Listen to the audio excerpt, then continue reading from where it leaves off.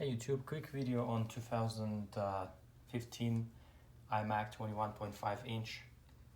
Casing are the same and internals in most cases are the same in 2012 to 2019 models, but this came in as no power, and as you can see there's one light there that receives power, and when you press the power button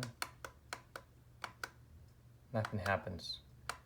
So the first thing for diagnosing this is actually try to see, because I mentioned that the power button is a little bit synced in.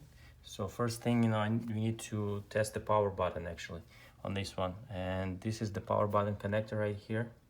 Be careful around this area because this is 110 in US, because you can get shocked a little bit, but basically short these two pins right here.